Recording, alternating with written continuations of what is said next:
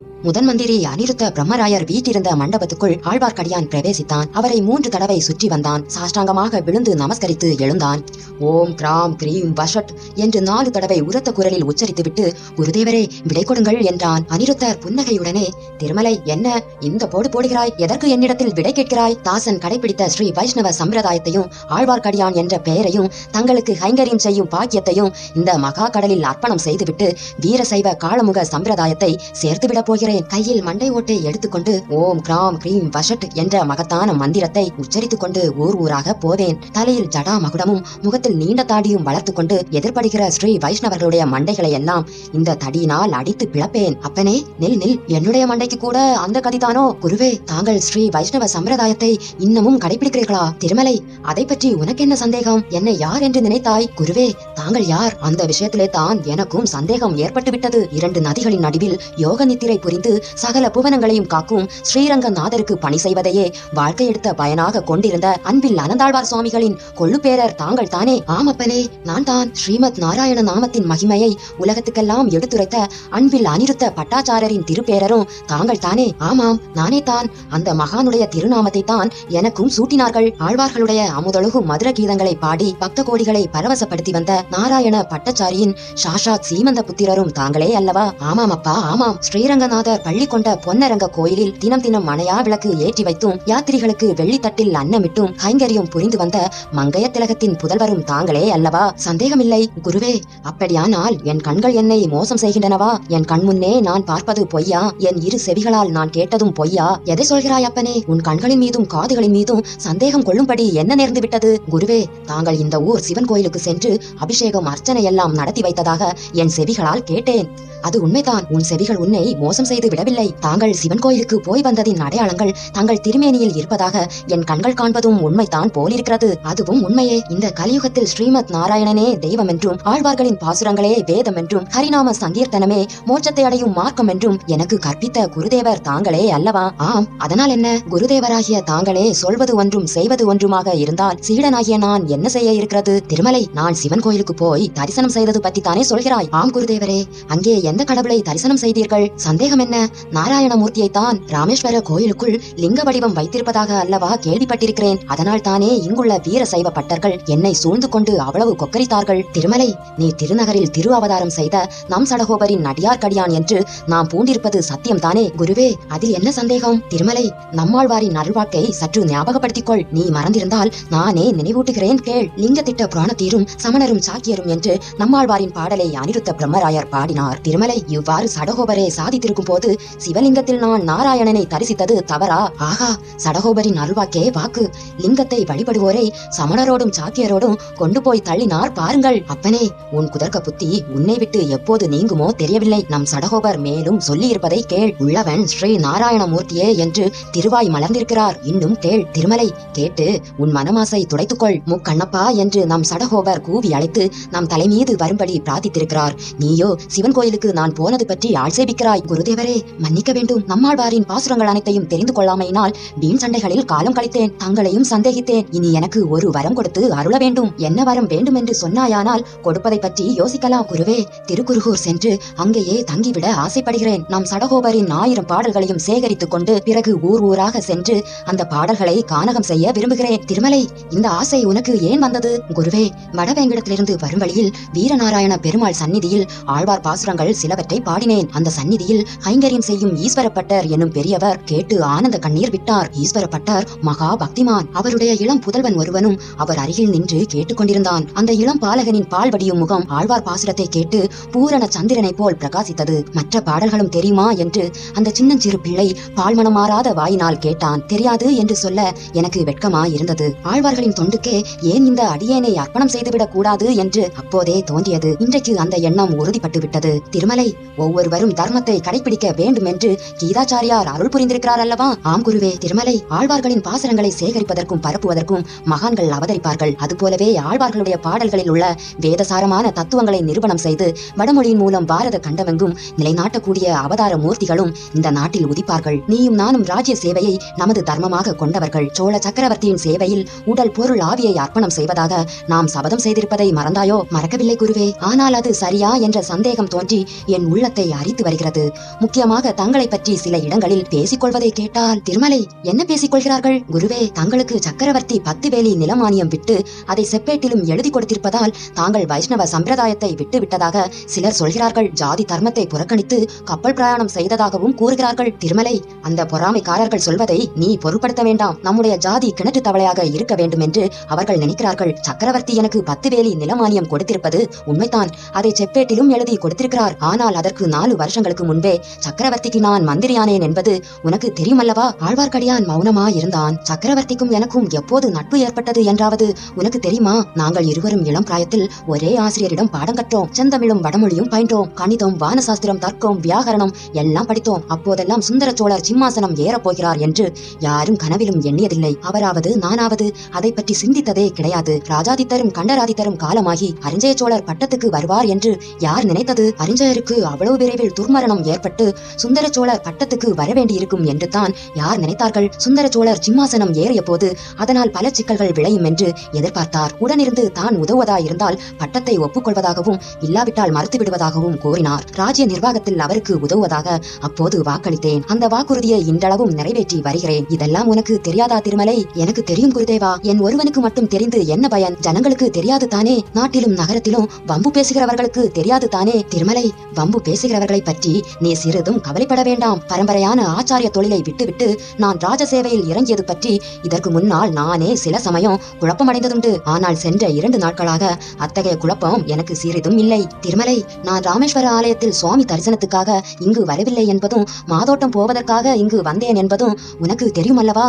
குருதேவரே, அப்படித்தான் ஊகித்தேன். மாதோட்டத்தின் இயற்கை வளங்களை கண்டு கழிப்பதற்காகவா தாங்கள் அந்த இடத்திற்கு சென்றிருந்தீர்கள்? இல்லை, உன்னை அங்கே அனுப்ப எண்ணியிருப்பதால் அதை பற்றி சொன்னேன். நான் சென்றது இளவரசர் அருள்மொழிவர்மரை பார்ப்பதற்காக. இளவரசரை பார்த்தீர்களா குருதேவரே என்று ஆழ்வார்க்கடியான் கேட்டான். அவனுடைய பேச்சில் இப்போது தான் சிறிது ஆர்வமும் பரபரப்பும் தோன்றின. ஆகா, இளவரசரை பற்றி தெரிந்து கொள்வதற்கு உனக்கு கூட ஆவல் உண்டாகிவிட்டதல்லவா? ஆம் திருமலை, இளவரசரை பார்த்தேன், பேசினேன். இலங்கையிலிருந்து வந்து கொண்டிருந்த அதிசயமான செய்திகள் எவ்வளவு தூரம் உண்மை என்பதை நேரில் தெரிந்து கொண்டேன். அப்பனே, இலங்கை அரசன் மகிந்தனிடம் ஒரு மாபெரும் படை இருந்தது. அந்த படை இப்போது இல்லவே இல்லை. அது என்ன ஆயிற்று தெரியுமா? சூரியனை கண்ட பனி போல் கரைந்து மறைந்து போய்விட்டது. மகிந்தனுடைய படையிலே பாண்டிய நாட்டிலிருந்தும் சேர நாட்டிலிருந்தும் சென்ற வீரர்கள் பலர் இருந்தார்கள். அவர்கள் எல்லோரும் நம் இளவரசர் படைத்தலைமை வகித்து வருகிறார் என்று அறிந்ததும் ஆயுதங்களை கீழே போட்டுவிட்டார்கள். ஒருவரை போல் அனைவரும் நம்முடைய கட்சிக்கே வந்து சேர்ந்து விட்டார்கள். மகிந்தன் எப்படி போர் புரிவான்? போய்விட்டான். மலைகள் சூழ்ந்த ரோகண நாட்டிற்கு சென்று ஒளிந்து கொண்டிருக்கிறான். நமது சைன்யம் போர் செய்வதற்கு அங்கு இப்போது எதிரிகளே இல்லை. அப்படியானால் குருதேவரே, இளவரசர் நம் படையுடன் திரும்பிவிட வேண்டியது தானே? மேலும் எதற்காக இங்கே இருக்க வேண்டும்? நாம் வீரர்களுக்கு தானியம் அனுப்புவது பற்றிய ரகளையெல்லாம் எதற்காக? திருமலை, எதிரிகள் இல்லை என்று சொல்லி திரும்பி வந்து விடலாம். ஆனால் இளவரசருக்கு அதில் இஷ்டமில்லை. எனக்கும் அதில் சம்மதமில்லை. இளவரசரும் படையும் இப்பால் வந்ததும் மகிந்தன் மலைநாட்டிலிருந்து வெளிவருவான். மறுபடியும் பழையபடி போர் தொடங்கும். அதில் என்ன பயன்? இலங்கை மன்னரும் மக்களும் ஒன்று நமக்கு சிநேகிதர்களாக வேண்டும், அல்லது புலிகொடியின் ஆட்சியை அங்கே நிரந்தரமாக நிறுவுதல் வேண்டும். அந்த 2 வகை முயற்சியிலும் இளவரசர் ஈடுபட்டிருக்கிறார். நமது போர் வீரர்கள் இப்போது இலங்கையில் என்ன செய்து கொண்டிருக்கிறார்கள் தெரியுமா? பழைய போர்களில் அனுராதபுர நகரமே நாசமாகிவிட்டது. அங்கிருந்த பழமையான புத்த விகாரங்கள், கோயில்கள், தாதுகற்ப கோபுரங்கள் எல்லாம் இடிந்து பாழாய் கிடக்கின்றன. இளவரசரின் கட்டளையின் பேரில் இப்போது நம் வீரர்கள் இடிந்த அக்கட்டிடங்களை எல்லாம் புதுப்பித்து கொண்டிருக்கிறார்கள். குருதேவரே, அழகாய்த்தான் இருக்கிறது. சைவம் வைஷ்ணவம் இரண்டையும் கைவிட்டு இளவரசர் சாக்கிய மதத்திலேயே ஒருவேளை சேர்ந்து விடுவாரோ என்னமோ? அதையும் தாங்கள் ஆதரிப்பீர்களோ? திருமலை, நானும் நீயும் ஆதரித்தாலும் ஒன்றுதான், ஆதரிக்காவிட்டாலும் ஒன்றுதான். நம்மை போன்றவர்கள் நம்முடைய மதமே பெரிது என்று சண்டையிட்டு கொண்டிருக்கலாம்.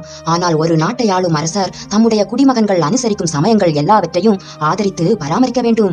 இந்த உண்மையை யாருடைய தூண்டுதலும் இல்லாமல் இளவரசர் தாமே உணர்ந்திருக்கிறார். சந்தர்ப்பம் கிடைத்ததும் காரியத்திலும் செய்து காட்டுகிறார். திருமலை, இதை கேள். நம் இளவரசர் அருள்மொழிவர்மருடைய கரங்களில் சங்கு சக்கர ரேகை இருப்பதாக சொல்ல கேட்டிருக்கிறேன். நீயும் கேட்டிருப்பாய். ஆனால் அவருடைய கரங்களை நீட்ட சொல்லி நான் பார்த்ததில்லை. அவர் கையில் சங்கு சக்கர ரேகை இருந்தாலும் சரி, இல்லாவிட்டாலும் சரி, ஒன்று நிச்சயமாக சொல்கிறேன். இந்த பூமண்டலத்தை ஏக சக்கராதிபதியாக ஆள தகுந்தவர் ஒருவர் உண்டு என்றால் அவர் இளவரசர் அருள்மொழிவர்மர் தான். பிறவியிலேயே அத்தகைய தெய்வ கடாட்சத்துடன் சிலர் பிறக்கிறார்கள். சற்று முன் சில வர்த்தக தலைவர்களும் கைகோள படை சேனாதிபதிகளும் வந்து பேசிக் கொண்டிருந்தார்களே, அது உன் காதில் விழுந்ததா? இளவரசருக்கு என்றால் நம் வர்த்தகர்கள் பணத்திலேயே கருத்துள்ளவர்கள்.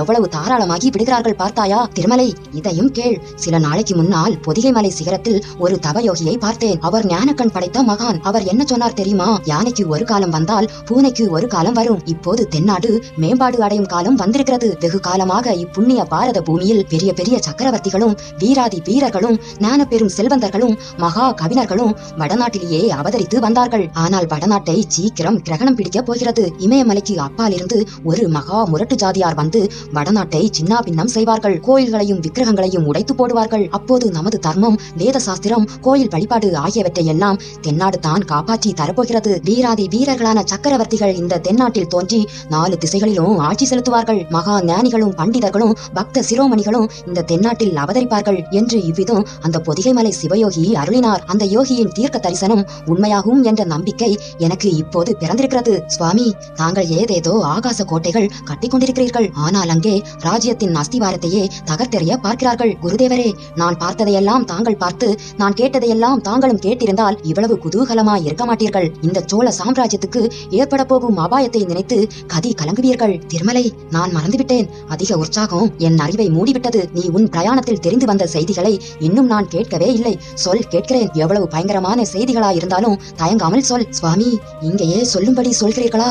நான் கொண்டு வந்த செய்திகளை வாயு பகவான் கேட்டால் நடுங்குவார். சமுத்திர ராஜன் கேட்டால் அசைவற்று நிற்பார். பறவைகள் கேட்டால் பறக்கும் சக்தியை இழந்து சுருண்டுவிடும். ஆகாசவாணியும் பூமாதேவியும் கூட அலறி விடுவார்கள். அப்படிப்பட்ட செய்திகளை இங்கே பகீங்கரமாக சொல்லும்படியா பணிக்கிறீர்கள்? திருமலை, அப்படியானால் வா. காற்றும் கனலும் புகாத பாதாள குகை ஒன்று இந்த தீவிலே இருக்கிறது. அங்கே வந்து விவரமாக சொல்லு. வந்தியத்தேவன் நாகத்தீவின் முனையில் இறங்கி மாதோட்டத்தை நோக்கி போய்க் கொண்டிருந்த அதே சமயத்தில் அனிருத்த பிரம்மராயரும் ஆழ்வார்க்கடியானும் சாம்ராஜ்ய நிலைமையை பற்றி விவாதித்துக் கொண்டிருந்த அதே நேரத்தில் குந்தவை தேவியும் கொடும்பாளூர் இளவரசி வானதியும் அம்பாரி வைத்த யானை மீது ஏறி தஞ்சை நகரை நெருங்கிக் கொண்டிருந்தார்கள். இளைய பிராட்டி சில காலமாக தஞ்சைக்கு போவதில்லை என்று வைத்துக் கொண்டிருந்தாள். இதற்கு பல காரணங்கள் இருந்தன. தஞ்சையில் அரண்மனை பெண்கள் தனித்தனியாக வசிக்கும்படியாக போதிய அரண்மனைகள் இன்னும் உண்டாகவில்லை. சக்கரவர்த்தியின் பிரதான அரண்மனையிலேயே எல்லா பெண்களும் இருந்தாக வேண்டும். மற்ற அரண்மனைகளை எல்லாம் பழுவேட்டரையர்களும் மற்றும் பெருந்தரத்து அரசாங்க அதிகாரிகளும் ஆக்கிரமித்துக் கொண்டிருந்தார்கள். பழையாறையில் அரண்மனை பெண்கள் சுயமாக இருக்க முடிந்தது. விருப்பம் போல் வெளியில் போகலாம், வரலாம். ஆனால் தஞ்சையில் வசித்தால் பழுவேட்டரையர்களின் கட்டுப்பாடுகளுக்கு உட்பட்டு தீர வேண்டும். கோட்டைக்குள்ளும் அரண்மனைக்குள்ளும் இஷ்டம் போல் வருவதும் போவதும் இயலாத காரியம். அம்மாதிரி கட்டுப்பாடுகளும் நிர்பந்தங்களும் இளைய பிராட்டிக்கு பிடிப்பதில்லை. பழுவூர் இளையராணியின் செருக்கும் அவளுடைய அகம்பாவ நடத்தைகளும் குந்தவை பிராட்டிக்கு மிக்க வெறுப்பை அளித்தன. அரண்மனை பெண்டிர்கள் பழையாறையில் இருப்பதையே சக்கரவர்த்தியும் விரும்பினார். இந்த காரணங்களினால் குந்தவை பிராட்டி பழையாறையிலேயே வசித்து வந்தாள். உடம்பு குணமில்லாத தன் அருமை தந்தையை பார்க்க வேண்டும், அவருக்கு பணிவிடை செய்ய வேண்டும் என்ற ஆர்வத்தையும் கட்டுப்படுத்தி கொண்டிருந்தாள். ஆனால் வந்தியத்தேவன் வந்துவிட்டு போனதிலிருந்து இளைய பிராட்டியின் மனதில் ஒரு மாறுதல் ஏற்பட்டிருந்தது. ராஜரீகத்தில் பயங்கரமான சூழ்ச்சிகளும் சதிகளும் நடைபெற்றுக் கொண்டிருக்கும் போது நம் பழையாறையில் உல்லாசமாக நதிகளில் ஓடம் விட்டுக் கொண்டும் பூங்காவனத்தில் ஆடிப்பாடிக்கொண்டும் காலம் கழிப்பது சரியா? தமையன் தொண்டை நாட்டில் இருக்கிறான், தம்பியோ ஈழ நாட்டில் இருக்கிறான். அவர்கள் இருவரும் இல்லாத சமயத்தில் ராஜ்யத்தில் நடக்கும் விவகாரங்களை நாம் கவனித்தாக வேண்டுமல்லவா? தலைநகரில் அவ்வப்போது நடக்கும் நிகழ்ச்சிகளை ரகசிய தூதர்கள் மூலம் அறிவிக்க வேண்டும் என்று தமையன் ஆதித்த கரிகாலன் கேட்டுக்கொண்டிருக்கிறானே. பழையாறையில் வசித்தால் தஞ்சையில் நடக்கும் காரியங்கள் எப்படி தெரிய வரும்? வந்தியத்தேவன் அறிவித்த செய்திகளோ மிக பயங்கரமாயிருந்தன. பழுவேட்டரையர்கள் தங்கள் அந்தஸ்துக்கு மீறி அதிகாரம் செலுத்தி வந்தது மட்டுமே இதுவரையில் இளைய பிராட்டிக்கு பிடிக்காமல் இருந்தது. இப்போதோ சிம்மாசனத்தை பற்றியே சூழ்ச்சி செய்ய ஆரம்பித்து விட்டார்கள். பாவம், அந்த பரம சாது மதுராந்தகனையும் தங்கள் வலையில் போட்டுக் கொண்டார்கள். சோழ நாட்டு சிற்றரசர்களையும் பெருந்தரத்து அதிகாரிகள் பலரையும் தங்கள் வசப்படுத்தி கொண்டார்கள். எந்த நேரத்தில் என்ன நடக்குமோ தெரியாது. இவர்களுடைய சூழ்ச்சியும் வஞ்சனையும் பேராசையும் எந்த வரையில் போகும் என்று யார் கண்டது? சுந்தர சோழரின் உயிருக்கு உலை வைத்தாலும் வைத்து விடுவார்கள், மாட்டார்கள் என்று எப்படி சொல்ல முடியும்? சக்கரவர்த்தியின் புதல்வர்கள் இருவரும் இல்லாத சமயத்தில் அவருக்கு ஏதாவது நேர்ந்து விட்டால் மதுராந்தகனை சிம்மாசனத்தில் ஏற்றி வைத்து விடுவது எளிதாயிருக்கும் அல்லவா? இதற்காக என்ன செய்தாலும் செய்வார்கள். அவர்களுக்கு யோசனை தெரியாவிட்டாலும் அந்த ராட்சசி நந்தினி சொல்லிக் கொடுப்பாள். அவர்கள் தயங்கினாலும் இவள் துணிவூட்டுவாள். ஆகையால் தஞ்சாவூரில் நம் தந்தையின் அருகில் நாம் இனி இருப்பதே நல்லது. சூழ்ச்சியும் சதியும் எதுவரைக்கும் போகின்றன என்று கவனித்துக் கொண்டு வரலாம். அதோடு நம் அருமை தந்தைக்கும் ஆபத்து ஒன்றும் வராமல் பார்த்துக் கொள்ளலாம். சாதுவாகிய மதுராந்தகனை ஏன் இவர்கள் சிம்மாசனத்தில் ஏற்ற பார்க்கிறார்கள்? தர்ம நியாய முறைக்காகவா? இல்லவே இல்லை. மதுராந்தகனுக்கு பட்டம் கட்டினால் அவனை பொம்மையாக வைத்துக் கொண்டு தங்கள் இஷ்டம் போல் எல்லா காரியங்களையும் நடத்தி கொள்ளலாம் என்பதற்காகத்தான். அப்புறம் நந்தினி வைத்ததுதான் சோழ சாம்ராஜ்யத்தில் சட்டமாகிவிடும். அவளுடைய அதிகாரத்துக்கு பயந்துதான் மற்றவர்கள் வாழ வேண்டும். அவளிடம் மற்ற அரண்மனை பெண்கள் கை கட்டி நிற்க வேண்டும். அத்தகைய நிலைமைக்கு இடம் கொடுக்க முடியுமா? நான் ஒருத்தி இருக்கும் வரையில் அது நடவாது. பார்க்கலாம் அவளுடைய சாமர்த்தியத்தை. தஞ்சாவூரில் இருப்பது தனக்கு பல வகையில் சிரமமாகவே இருக்கும். தாயும் தந்தையும் இங்கு எதற்காக வந்தாய்? பழையாறையில் சுகமாக இருப்பதை விட்டுவிட்டு எதற்காக வந்தாய் என்று கேட்பார்கள். சுதந்திரம் என்பதே இல்லாமற் போய்விடும். தன்னுடைய திருமணத்தை பற்றிய பேச்சை யாரேனும் எடுப்பார்கள். அதை கேட்கவே தனக்கு பிடிக்காது. நந்தினியை சில சமயம் பார்க்கும்படியாக இருக்கும். அவளுடைய அதிகார செருக்கை தன்னால் சகிக்க முடியாது. ஆனால் இதையெல்லாம் இந்த சமயத்தில் பார்த்தால் சரிப்படுமா? ராஜ்யத்துக்கு பேர் அபாயம் வந்திருக்கிறது. தந்தையின் உயிருக்கு அபாயம் நேரலாம் என்ற பயமும் இருக்கிறது. இப்படிப்பட்ட சந்தர்ப்பத்தில் நாம் இருக்க வேண்டிய இடம் தஞ்சை அல்லவா? இவ்வளவையும் தவிர வேறொரு முக்கிய காரணமும் இருந்தது. அது வந்தியத்தேவனை பற்றி ஏதேனும் செய்தி உண்டா என்று தெரிந்து கொள்ளும் ஆசைதான். வந்தியத்தேவன் கோடிக்கரை பக்கம் போயிருக்கிறான் என்று தெரிந்து அவனை பிடித்து வர பழுவேட்டரையர்கள் ஆட்கள் அனுப்பியிருப்பதை பற்றி இளைய பிராட்டி கேள்விப்பட்டாள். புத்தி யுத்தங்களில் தேர்ந்த அந்த இளைஞன் அவர்களிடம் அகப்பட்டுக் கொள்வானா? ஒருவேளை அகப்பட்டால் தஞ்சாவூருக்கு தான் கொண்டு வருவார்கள். அச்சமயம் நாம் அங்கே இருப்பது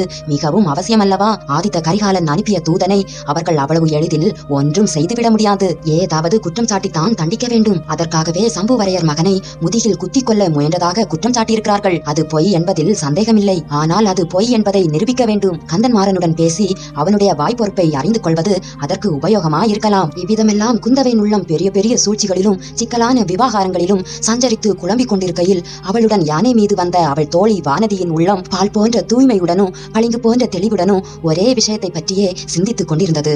அந்த ஒரு விஷயம் இளவரசர் அருள்மொழிவர்மர் எப்போது இலங்கையிலிருந்து திரும்பி வருவார் என்பது பற்றித்தான். அக்கா, அவரை உடனே புறப்பட்டு வரும்படி ஓலை அனுப்பியிருப்பதாக சொன்னீர்கள் அல்லவா? வந்தால் எவ்விடம் வருவார்? பழையாறைக்கா தஞ்சாவூருக்கா என்று வானதி கேட்டாள். தஞ்சாவூருக்கு இவர்கள் போயிருக்கும் போது இளவரசர் பழையாறைக்கு வந்துவிட்டால் என்ன செய்கிறது என்பது வானதியின் கவலை. வேறு யோசனைகளில் ஆழ்ந்திருந்த குந்தவை பிராட்டி வானதியை திரும்பி பார்த்து, யாரை பற்றி கேட்கிறாய்? பொன்னியின் செல்வனை பற்றியா? ஆமாம் அக்கா, அவரை பற்றித்தான். இளவரசரை பொன்னியின் செல்வன் என்று 4-5 தடவை தாங்கள் குறிப்பிட்டு விட்டீர்கள். அதற்கு காரணம் சொல்லவில்லை. பிற்பாடு சொல்வதாக தட்டி கழித்துக் கொண்டு வந்திருக்கிறீர்கள். இப்போதாவது சொல்லுங்களேன். தஞ்சாவூர் கோட்டை இன்னும் வெகு தூரத்தில் இருக்கிறது.